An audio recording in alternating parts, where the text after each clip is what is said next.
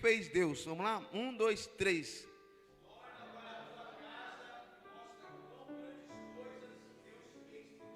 Amém. Podemos assentar. Eu tenho costume de todas as vezes que eu vou ministrar, fazer uma oração. Você mesmo sentado, eu convido você a fechar os teus olhos. Pai, muito obrigado por essa noite, obrigado por esse dia, Pai. Nós te louvamos, te bendizemos, Pai. Que a sua misericórdia nunca cesse sobre nós, Pai. É o que nós pedimos neste dia de hoje, Pai. Pai, a Bíblia diz que a porta que o Senhor abre, ninguém pode fechar. E a porta que o Senhor fecha, ninguém pode abrir. E nós estamos mediante um cenário que o Senhor abriu essas portas, Pai. Então nós declaramos sobre este lugar, Pai, que as bênçãos do Senhor fluirão como rios de água viva, em nome de Jesus. Amém e amém. Irmãos, o contexto desta história fala sobre um homem que ele era possuído pelo espírito do mal, por legiões. E existem três processos que esse homem passou, que eu quero que você me ajude nessa noite a ministrar. Primeira coisa que o inimigo fez na vida daquele homem, neutralizou a mente dele. O inimigo, ele começa a trabalhar pela mente. Se você deixar uma brecha na sua mente, ele entra e abre uma legalidade para trabalhar. Quando o apóstolo Paulo fala que nós devemos ter a mente de Cristo, por quê? Porque nós devemos ter uma mente blindada. A maioria dos ataques do inimigo, ele começa pela nossa mente. A nossa mente pensa, raciocina e guarda no coração. E por muitas das vezes o inimigo ele vai querer te paralisar naquilo que você pensou, naquilo que você está pensando e naquilo que você vai pensar. Então, quando eu olho para essa palavra, eu vejo que o inimigo neutralizou a mente desse homem. Por algum motivo, ele abriu a brecha e o inimigo entrou. E a Bíblia diz que a segunda coisa que o inimigo fez na vida daquele homem, a Bíblia diz que ele andava nu. Ninguém sai andando nu na rua hoje de qualquer maneira, porque a nudez é algo íntimo, ou para a esposa, ou para o esposo, ou de mãe para filho até certa idade. Certa idade a mãe já restringe, ou o pai já restringe de ver a nudez do filho, porque é algo íntimo. Então o inimigo neutralizou a mente daquele homem e roubou a intimidade. Repita comigo assim: neutralizou. Intimidade. É duas coisas que o inimigo ele trabalha em função para tirar de um homem e de uma mulher. Tirar a intimidade, porque nós aprendemos que é na intimidade que nós geramos essências de milagre. Se eu tenho intimidade com a minha esposa, eu sei do que ela gosta. Eu sei do que ela gosta de comer, eu sei do que ela gosta de vestir, seu perfume. Não tem como eu ter intimidade com o Caio se ele só eu ouvir eu falando. Para mim saber o gosto dele, eu preciso ouvir ele falar. E por muitas das vezes nós achamos que temos intimidade com Deus porque nós falamos com Ele. Só que para a intimidade ser gerada, nós precisamos ouvir a voz dEle. Quando nós sentamos numa reunião como essa, nós já estamos ouvindo a voz dEle. Ei, eu quero dizer algo para você nessa noite. Se você tem intimidade, te procura nessa noite, porque Ele vai te aprofundar nessa intimidade. Terceira coisa, a Bíblia diz que ele morava nos sepulcros, não habitava em casa. Qual que é o plano do inimigo? Matar, roubar e... Primeiro, o inimigo neutralizou a mente. Segundo, o inimigo expôs a intimidade. Depois, o inimigo tirou ele da convivência da família. Se tornou uma vergonha na família. Quem era da família, eu quero imaginar como mente de pregador, as pessoas olhando da família, e alguns dizendo: não, lá sou parente lá. Ele, não, quem já passou por esse momento de vergonha? Às vezes o parente rejeitava: não, nem conheço, nunca nem vi. E a Bíblia diz que quando Jesus pisa o pé em Gadara, Jesus já havia atravessado uma tempestade para encontrar com aquele homem. Ei, quando as tempestades Jesus já atravessou para encontrar eu e você. das tempestades, Jesus falou, opa, não importa o tamanho da tempestade, o que importa é o tamanho do propósito que eu tenho na vida dele. Hoje eu vim dizer algo para você nessa noite, o propósito que Deus tem na tua vida é maior do que a tempestade que você está passando. Arabaia, subia, canara, sébia. Aí a Bíblia diz que Jesus atravessou uma tempestade, quando Jesus coloca o pé em Gadara, o inimigo, a Bíblia diz que era uma legião, e legiões já de 3 a 6 mil demônios. Se um demônio ele faz uma ruaça, imagina 3 a 6 mil. Uma legião que estava dominando a vida desse homem. Olha para você ver como era o propósito de Deus na vida desse homem. Porque a Bíblia diz que não foi o homem que foi até Jesus, foi o próprio demônio que levou o homem até Jesus. Ele usou a estrutura física do homem para ir até Jesus. Mal sabia ele que a obra que Jesus tinha na vida daquele homem era uma obra extraordinária. Às vezes paramos em uma situação, se deparamos muitas das vezes com abstinência, se tornar um dependente químico, e às vezes nós achamos que o fundo do poço não tem mais jeito. E quando eu olho para a palavra, eu vejo assim, se nós muitas das vezes perder essa perspectiva, não tem problema, que Jesus ele vem de encontro e traz de novo a nova perspectiva. E a Bíblia diz que o demônio pergunta para Jesus, Filho do Deus Altíssimo, por que vieste nos atormentar? Quando a gente vai ler o livro de Mateus capítulo 4, a Bíblia diz que o inimigo ele atentou Jesus para ver se ele era o Filho de Jesus. Se tu és o Filho de Deus, transforma essa pedra em pão. Se tu és o Filho de Deus, lança daqui para baixo. Mas quando nós olhamos nesta mensagem, nessa palavra, nós já vemos que o inimigo já reconheceu a paternidade, já reconheceu o propósito de Jesus. Aí ele pergunta, Filho do Deus Altíssimo, por que vieste nos atormentar? E a súplica deles era, não nos mate, nos envia para aquela manada de porcos. E a Bíblia diz que havia alguns homens que estavam cuidando daqueles porcos. E quando o espírito do mal saiu daquele homem, entrou naqueles porcos, a Bíblia diz que os homens que estavam cuidando, desceu para a cidade e para o campo para anunciar, porque os porcos começaram a descer ladeiras abaixo. E aí aquele homem começou a anunciar. E aí Jesus, ele libera uma palavra e liberta a vida desse homem. E 3 processos que eu quero ministrar que você precisa passar aqui nesse dia de hoje. Vocês que estão passando por esse processo. Eu já fui um adicto, mas graças a Deus já estou liberto. Há 10 anos já Deus me libertou. Mas todos os dias eu preciso levantar e pedir pela misericórdia de Deus. Todos os dias eu preciso pedir, Deus, me ajuda, Pai. Aí a Bíblia diz que o homem estava liberto. Aquele homem foi, tomou o banho. Se ele tomou banho é porque a mente dele foi restaurada. O homem que não pensava por si próprio voltou a pensar por si próprio. O homem que já não tinha uma mente limpa, a Bíblia diz que através da palavra de Cristo, a mente daquele homem foi transformada. A segunda coisa que Jesus fez, Jesus devolveu a intimidade para aquele homem, porque a Bíblia diz que ele colocou roupas. E nessa noite eu quero dizer algo para você.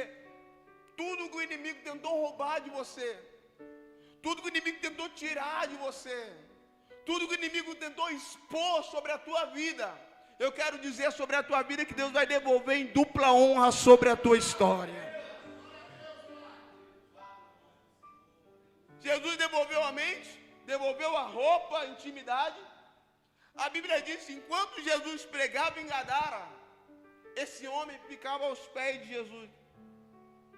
Aí o povo da cidade, não gostando do que Jesus fez na vida desse homem, pediu para Jesus ir embora, rejeitou Jesus. Jesus, já está bom. Em vez de o povo ficar feliz com o milagre, o povo ficou triste, porque Porque o povo estava acostumado a ver aquele homem naquela situação de miséria. O povo estava acostumado a ver aquele homem na situação de vergonha. E aí a Bíblia diz que Jesus vai embora. Jesus vai entrar para dentro da polpa do barco. Quando Jesus vai colocar o pé na polpa do barco, esse homem vem atrás de Jesus. Aí a Bíblia diz que Jesus olha para ele e fala esse versículo. A terceira coisa que o inimigo roubou daquele homem foi a casa. E Jesus manda ele voltar para onde?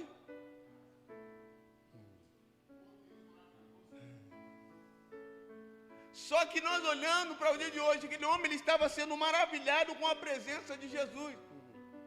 E a Bíblia diz que Jesus fala para ele assim, ó, volta para tua casa e conta quão grandes coisas te fez Deus. Jesus foi, mas o testemunho ficou.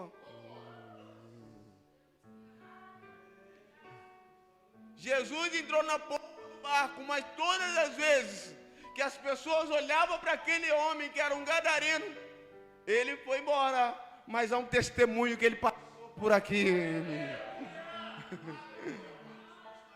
Sabe o que eu aprendo com isso, meus irmãos e irmãs que estão aqui nessa noite? Nós somos o testemunho vivo de Cristo.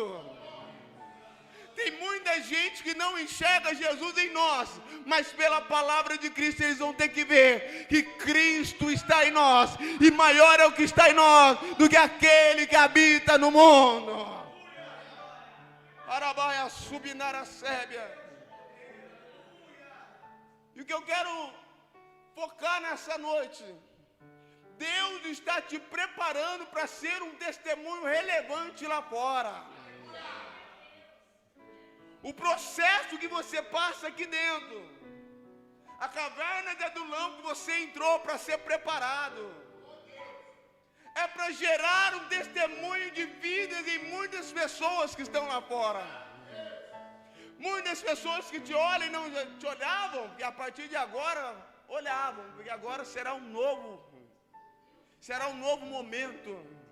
Pessoas que te olhavam, até batiam no seu ombro, mas não respeitavam a unção que havia sobre a sua vida. Tem muita gente que vê o homem caído, mas não consegue enxergar o homem de pé. Tem muita gente que vê o homem na lama e não consegue ver esse homem sobre a lama. Porque Jesus ele é especialista ver o passado, o presente e enxergar o futuro. A palavra de Deus diz que nosso Deus ele é onisciente, onipresente e onipotente. A onisciência de Deus é um Deus que sabe de todas as coisas. Onipresente é um Deus que está presente em todos os lugares. Onipotente é um Deus que é poderoso para fazer infinitamente mais do que imaginamos. A condição que você entra não determina a condição que você vai sair. O que determina a condição que vai sair é o seu coração. A Bíblia diz que se você ainda abrir o seu coração, a Bíblia diz que ele não desprezará um coração quebrantado. Você pode passar por processos de entrar em culto, sair em culto, voltar novamente, entrar em culto. Mas a Bíblia diz que vale mais um dia na casa do Senhor do que 1000 por aí. Mas se este um dia não valer a pena, é como você estivesse vivendo 1000 dias. Se esse dia, quando nós reunimos nesse dia de hoje para adorar a Deus, não valer a pena, irmão, é como qualquer outros dias, é como se você estivesse no shopping. Porque quando nós entramos na presença do Senhor, nós devemos entrar com azeite.